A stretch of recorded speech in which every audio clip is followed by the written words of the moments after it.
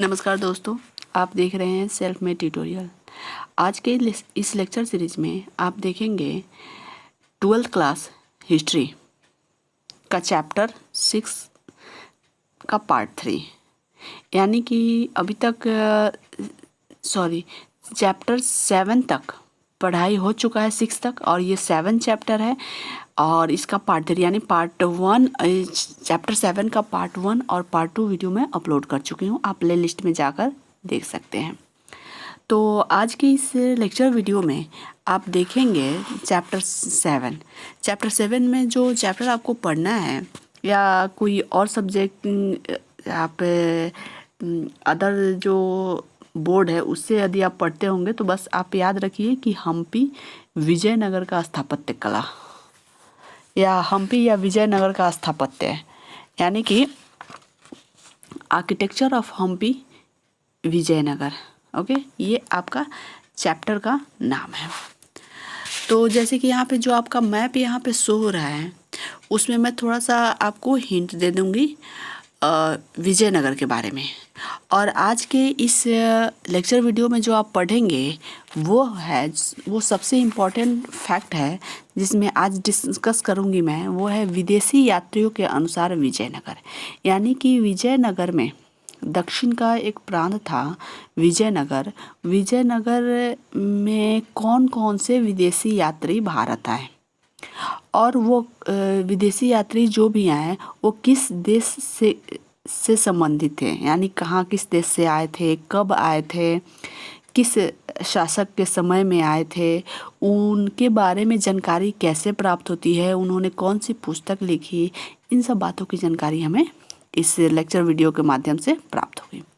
यदि आप 12th के विद्यार्थी हैं, आईए 12th के विद्यार्थी हैं, तो आपके लिए भी इम्पोर्टेंट है। यदि आप नेट जेआरएफ की तैयारी करते हैं या हिस्ट्री के अदर कंपटीशन के लिए यूपीएससी बीपीएससी की या अदर पीसीएस एग्ज़ाम की तैयारी करते हैं तो उनके लिए भी ये बहुत वीडियो इम्पॉर्टेंट है, क्योंकि हमेशा बच्चों के बीच में ये कन्फ्यूजन हो जाता है कि कौन कौन सा विदेशी यात्री आया था, उसने अपनी पुस्तक में या उन्होंने जो कुछ भी देखा यहाँ पे उन्होंने किन तथ्यों का उल्लेख किया, कहाँ किया और किस शासक के टाइम में आया था। तो इन सब बातों का बहुत कन्फ्यूजन हो जाता है, डेट वाइज को लेकर, हर चीज़ को लेकर।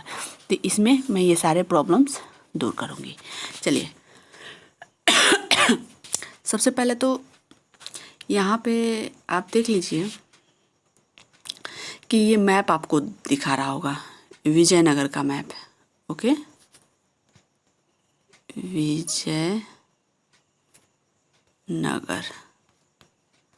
विजयनगर है मैप। सबसे पहले आपको बता दूं कि हमेशा ऊपर जो है बहमनी साम्राज्य और नीचे यहाँ पे विजयनगर, और बहमनी और विजयनगर के बीच यहाँ पे बहमनी आगे बाद में जाके 5 भागों में बट गया। वो बीदर, गोलकुंडा, गुलबर्गा, बीजापुर, ये सब बहमनी के प्रांत थे जो 5 भागों में बट गया, और ये है विजयनगर। ओके, तो कृष्णा और तुंगभद्रा, ये कृष्णा नदी है और ये तुंगभद्रा नदी, दोनों के बीच का एक स्थल जो है रायचूर दोआब है। इस रायचूर दोआब को लेकर हमेशा बहमनी और विजयनगर के बीच युद्ध होता रहता था।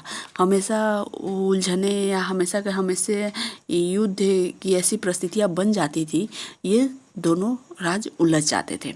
इसी का परिणाम था कि बहमनी विखंडित हो गया, और फिर बहमनी के विखंडन के बाद विजयनगर के षड्यंत्रों के द्वारा विखंडित हुआ, लेकिन बाद में विजयनगर को भी इन राज्यों से परास्त होना पड़ा।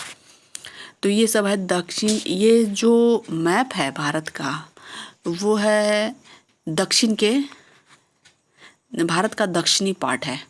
तो दक्षिणी पार्ट में दक्षिण का ये दक्षिण पूर्व एरिया जहाँ बंगाल की खाड़ी, या ये दक्षिण पश्चिमी एरिया अरब सागर, और नीचे हिंद महासागर। ओके, तो यहाँ सारी बातें यहाँ हो रही है यहाँ विजयनगर के बीच की यहाँ पे। ठीक है, तो ये तो मैप है। मैंने आपको बता दिया कि विजयनगर साम्राज्य जो था वो बाद में हम्पी विजयनगर को ही कहा जाता है, क्योंकि जब 17वीं-18वीं शताब्दी में विजयनगर का विखंडन हो गया तो वहाँ पे उस जगह पे एक पंपा देवी नाम रहती थी, देवी रहती थी।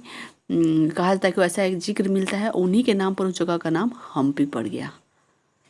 तो हम्पी विजयनगर को ही कहा जाता है। और एक बात और बता दूं कि विजयनगर में 3 साम्राज्य थे, संगम वंश, 4 वंश हुए, संगम वंश, तुलु वंश और वीडु वंश। ओके, तो इसमें से संगम वंश और तुलु वंश बहुत ही इम्पोर्टेंट था। ये डायनेस्टी जो थे बहुत ही इम्पोर्टेंट और फेमस थे। कृष्णदेव राय जो थे तुलु वंश के ही थे और उन्होंने दक्षिण के इतिहास में कृष्णदेव राय का अपनी एक अलग प्रसिद्धि और उनका नाम है।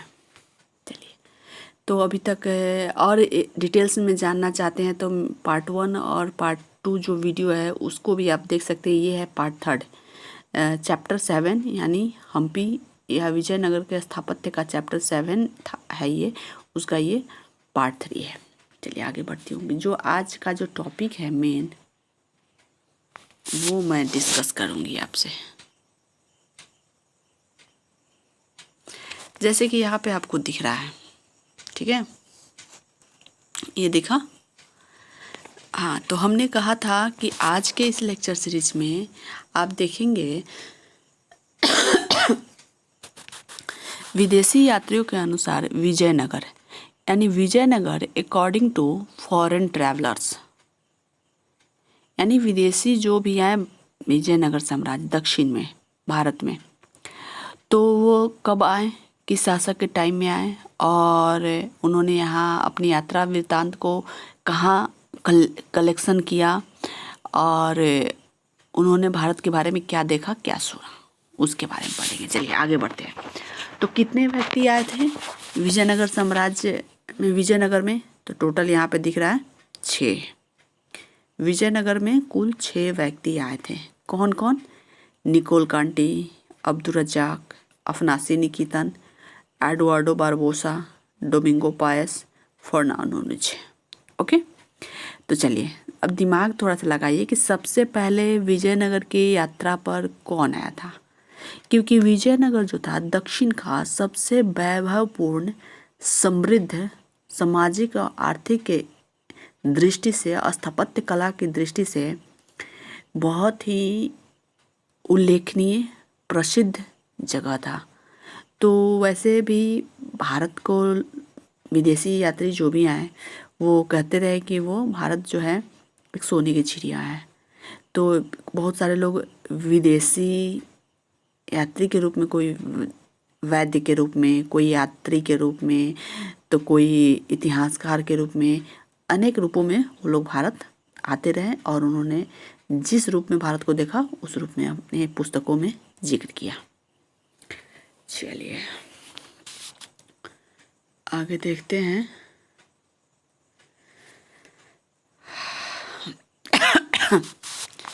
सबसे पहले आया निकोलो कॉन्टी। ये कहाँ का रहने वाला था? निकोलो कॉन्टी जो विजयनगर में जो सबसे पहले आया वो था इटली का रहने वाला। नाम से भी आपको पता चल जाएगा, जैसे निकोलो कॉन्टी नाम से ही लग रहा है कि ये इटली का ही हो सकता है, कोई और नहीं।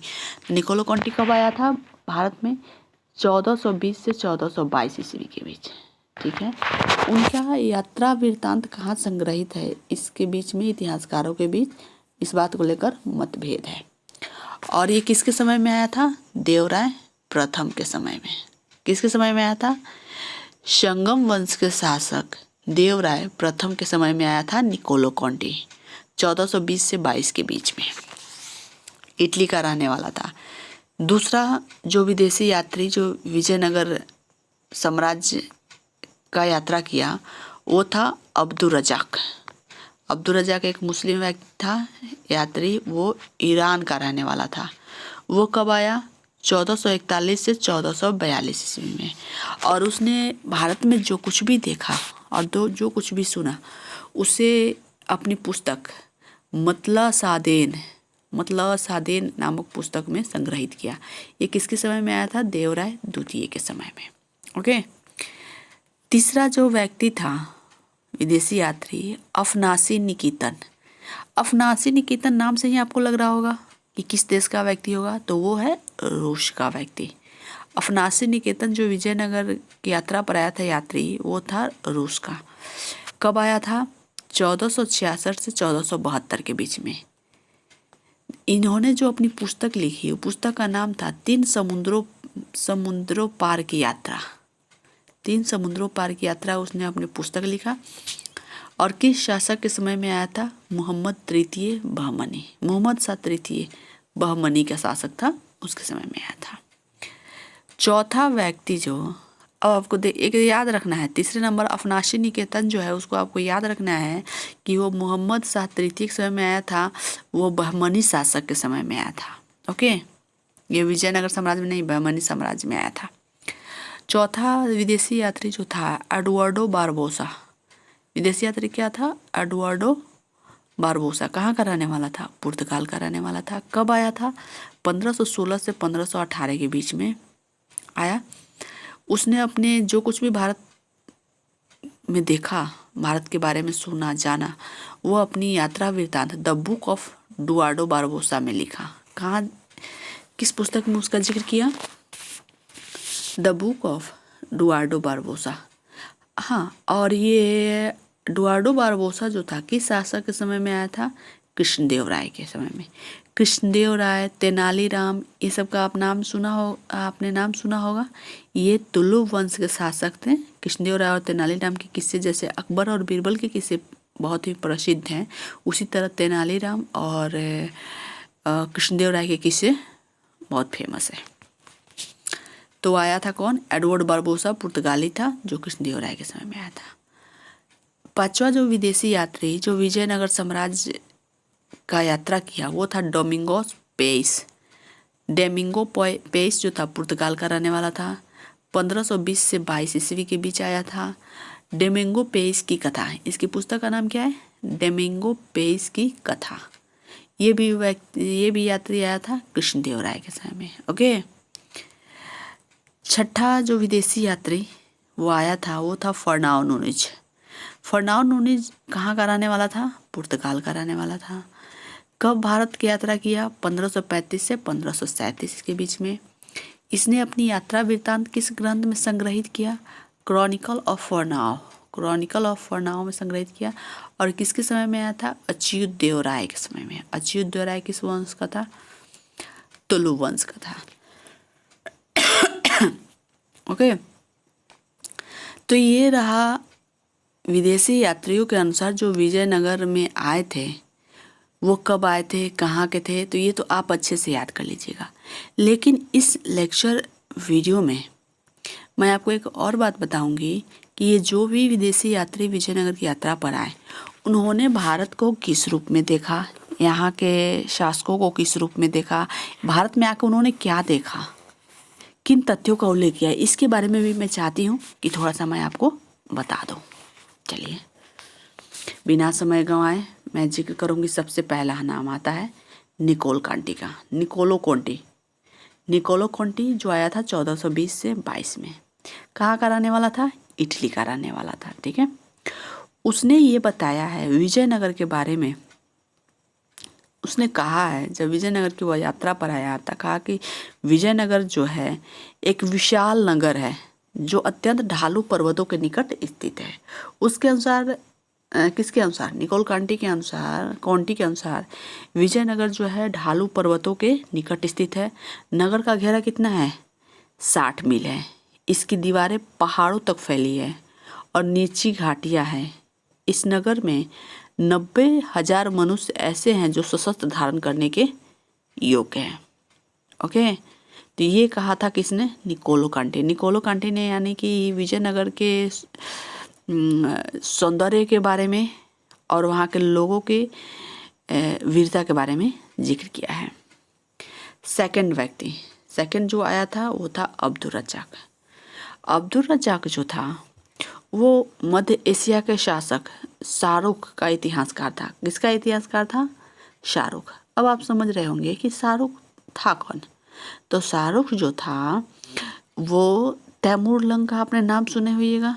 जब तैमूर लंग भारत पे आक्रमण किया था तो उसी का उत्तराधिकारी था शाहरुख। वो कब आया? क्योंकि तैमूर लंग 1398-99 में आया था, लगभग 1401 तक वो वापस लौट गया। तो ये आया, उसका उत्तराधिकारी शाहरुख 1406 से 47 ईस्वी के बीच में। एक इतिहासकार था और यह राजदूत बनकर भारत आया था। अब कब से कब तक रहा? 1441 से 42 के बीच वह विजयनगर के शासक देवराय द्वितीय के दरबार में आया था और रहा। कब से कब तक रहा है? 41 से 42 ईस्वी तक। अब यहाँ पे ये जिक्र करना ज़रूरी हो जाता है कि अब्दुल रज़ाक ने विजयनगर के सौंदर्य के बारे में क्या कुछ कहा है या क्या कुछ लिखा है अपनी पुस्तक में, उसके बारे में करेंगे। तो उसने कहा, शहर का जिक्र किया है विजयनगर का। उसने कहा कि विजयनगर ऐसा शहर है जैसा कभी न उसने अपने आँखों से देखा और न ही उसके समान पृथ्वी पर कोई ऐसे स्थान के बारे में उसने सुना है। उसने, अब्दुल रज़ाक ने कहा कि विजयनगर की तुलना किसी और शहर से नहीं की जा सकती, किसी भी नगर से नहीं की जा सकती। इसमें एक के भीतर दूसरे किलेबंद 7 दीवारें हैं। यानी विजयनगर साम्राज्य जो है, पूरा विजयनगर 7 दीवारों से एक के बाद एक, एक के बाद एक, 7 दीवारों से, मतलब कि जैसे कि एक दीवार हुआ, फिर ये इस तरह से 7 दीवारों से घिरा हुआ है। अब इस 7 दीवारों के बीच में क्या है? खेती बाड़ी, उसके बाद से कल कारखाने, उनके समाज, इन सब का जिक्र किया गया है। और विजयनगर काफ़ी समृद्ध नगर भी था। राजा के महल के तहखाने में सोने का ढेर लगा रहता था, ऐसा उसने कहा है। किसने? अब्दुल रज़ाक ने। क्योंकि वहाँ के कारीगर भी, निम्न से निम्न व्यक्ति भी सारे आभूषण धारण करते थे, जैसे कानों में कंठ, बाजू, कलाई और उंगलियों में सोने के आभूषण पहनते थे। राजा भी बहुत सज धज कर रहता था। इस तरह से जो भी विदेशी यात्री इसके पहले आए थे, उन्होंने भी भारत के का जिक्र जो किया, एक सोने की चिड़िया के रूप में किया, जो अब्दुल रज़ाक ने भी यह देखा यहाँ पे और इस बात को समझा। अब हम बात करते हैं तीसरे व्यक्ति, तीसरा यात्री कौन था? अफनासी निकेतन। वो कहाँ का रहने वाला था? रूस का। वो आया था बहमनी साम्राज्य के समय, मोहम्मद शाह तृतीय के समय में। अब उसने बहमनी के बारे में लिखा। और ये अफनासी निकेतन जो था वो कोई इतिहासकार नहीं था, वो रूस का घोड़ों का व्यापारी था, जो मोहम्मद शाह तृतीय के काल में भारत की यात्रा पर, दक्षिण भारत की यात्रा पर आया था। उसने अपनी पुस्तक 3 समुद्रों की भारत यात्रा के बारे, 3 समुद्रों की यात्रा नामक एक ग्रंथ लिखा, जिसमें इन सब बातों का जिक्र किया है। और उसने इस बात का जिक्र किया है, जैसे कि वो बहमनी साम्राज्य में आया था तो बहमनी सुल्तानों को उसने नज़दीक से देखा, तो उसने बहमनी सुल्तान के बारे में कहा है। किसने कहा है? अफनासी निकेतन ने, कि वहाँ का सुल्तान, बहमनी का सुल्तान और सरदार विजयनगर शासकों से भी अधिक विलासप्रिय जीवन जीते थे। देश की आबादी बहुत ज़्यादा है, आम लोगों की हालत बहुत ख़राब है, जबकि सरदार लोग बहुत धनी हैं और ऐशो आराम से ज़िंदगी गुजारते हैं। उनको चांदी के सिंहासन पर लाद कर ले जाया जाता है। राजधानी बिदर बहुत सजी धजी हुई थी। बिदर कहाँ है? ये राजधानी बिदर, ये बहमनी की राजधानी थी। ठीक है। तो राजप्रसाद भी, मतलब महल भी जो थे, बहुत सोने जवाहरात से एकदम से सजे हुए थे। सुल्तान के प्रसाद में 7 प्रवेश द्वार थे। प्रसाद मतलब होता है महल, पैलेस, और उसमें 7 प्रवेश द्वार थे। प्रत्येक द्वार पर 100 रक्षक, 100 मुस्लिम लेखक, जो प्रत्येक आने जाने वाले का नाम लिख लेते थे और बैठे रहते थे। तो इस तरह से अफनासी निकेतन ने भारत रूस मैत्री की आधारशिला रखी और उसने अपने लेखन में हिंदू और रूसी प्रथाओं में समानता के बिंदु खोजने के प्रयास किए। ओके, तो ये था जिक्र किसका? अफनासी निकेतन ने विजयनगर साम्राज्य के बारे में क्या क्या लिखा, उसके बारे में। उसने एक लिवी देव का भी जिक्र किया है। भारत रूस मैत्री के इस आधार के पुख्ता स्वरूप गिरासेम स्टीपेनोविच लिविदे ने दिया है। वो भी व्यक्ति भारत की यात्रा पर आया था और उसे भारत रूस में भारत विद्या का जनक with father of Russian Indology कहा जाता है। ओके, तो ये था अफनासी निकेतन। अब हम देखेंगे एडवर्ड बारबोसा। एडवर्ड बारबोसा कहाँ का रहने वाला था? पुर्तगाल का। उसने विजयनगर के बारे में क्या कुछ कहा है? एक तो बात है कि वो पुर्तगाली यात्री था। वो कृष्णदेव राय के समय में, कृष्णदेव राय तुलु वंश के शासक थे, तो उसके समय में आया था। उसने यहाँ पे आकर व्यापार पर अधिक प्रकाश डाला। वो बताता है कि कालीकट में बहुत अधिक व्यापार होता था, इसीलिए अनेक देशवासी अरब, फारसी, खुरासियन यहाँ आकर रहने लगे। मालाबार भी छोटा स्थान है, पर यहाँ आबादी बहुत अधिक है। विजयनगर बहुत विस्तृत, अधिक घना बसा है। यहाँ हीरो, पीगू के लालो, चीन के रेशम, सिकंदरिया के सिल्क, मालाबार के मुश्क, खफूर, मिर्च, दालचीनी और चंदन के घने व्यापार का केंद्र है। लोगों के आवास छप्पर के हैं, पर फिर भी सुदृढ़ हैं और व्यापार व्यवसाय भी बहुत खुले स्थानों पर, लंबी लंबी गलियों में और बाजारों में स्थित है। तो एडवर्ड बारबोसा एक व्यापारी के रूप में आया था। तो उसने जो विजयनगर में बाजार देखा, जो कुछ भी विजयनगर की अर्थव्यवस्था को देखा, उसके बारे में उसने अपने पुस्तक में लिखा है। अब डोमिंगो पेस था 5वां व्यक्ति जो था, यात्री वो था डोमिंगोस पेस। वो कहाँ का रहने वाला था? पुर्तगाल का। वो कब भारत यात्रा पर आया था? 1520-22 में। उसने अपने पूरे यात्रा वृत्तांत का उल्लेख किया है किसमें? डोमिंगोस पेस की कथा में, कृष्णदेव राय के दरबार में। ठीक है। उसने राजा के बारे में लिखा है डोमिंगो पेस ने। उसने कहा है कि राजा मझोले कद का था, थोड़ा मोटा था, चेहरे पर चिचक के दाग थे। वो अत्यंत प्रभावशाली, हंसमुख और प्रसन्नचित्त रहता था, विदेशियों का आदर करता था। उसने ये आगे चल के ये भी लिखा है कि विजयनगर पेश जो डोमिंगो पेश जो था, एक पहाड़ पर चढ़कर विजयनगर का अवलोकन किया, क्योंकि यह एक स्थान से पूरी तरह से नहीं देखा जा सकता है। यहाँ बड़े बड़े विशाल भवन, उपवन, कई स्थानों पर झील, राजा के महल के समीप खजूर के पेड़ का बगीचा, अन्य फलदार वृक्ष भी थे। यहाँ तक कि विजयनगर में स्थित एक बहुत ही इम्पोर्टेंट जो भवन था वो था महानवमी का डब्बा, जिसे विजय का भी भवन कहा जाता है। उसका भी उल्लेख किया है किसने? डोमिंगो पेस ने। ओके, अब हम देखते हैं छठा जो यात्री जो था वो था फर्नाओ नूनीज। वो पुर्तगाल का रहने वाला था। वो अच्युतदेव राय के समय में आया था। उसने अपनी पुस्तक लिखी क्रॉनिकल ऑफ फर्नाओ। उसने यह पुर्तगाली जो था, यह अच्युतदेव राय के काल में विजयनगर आया था।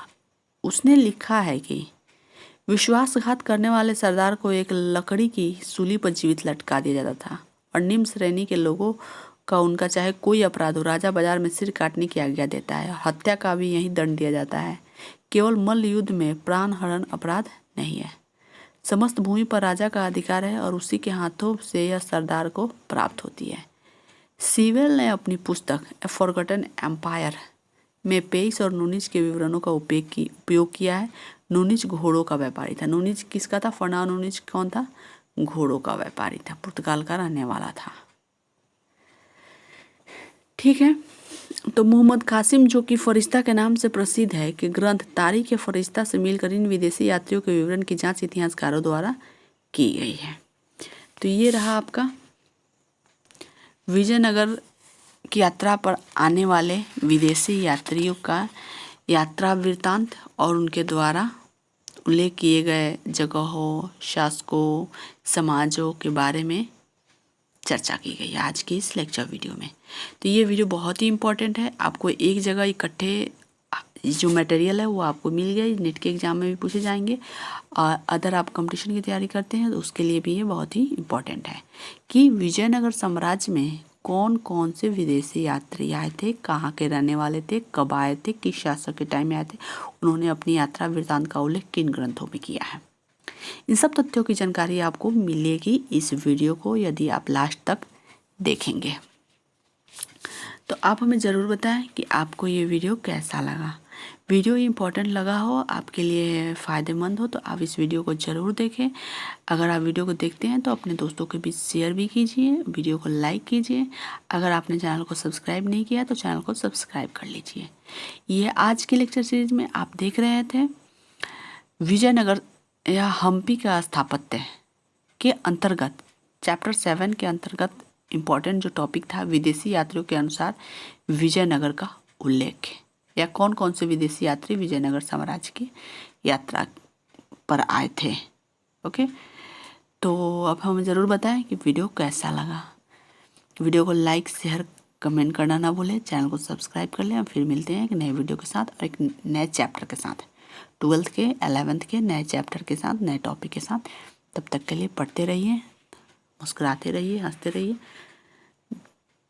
धन्यवाद।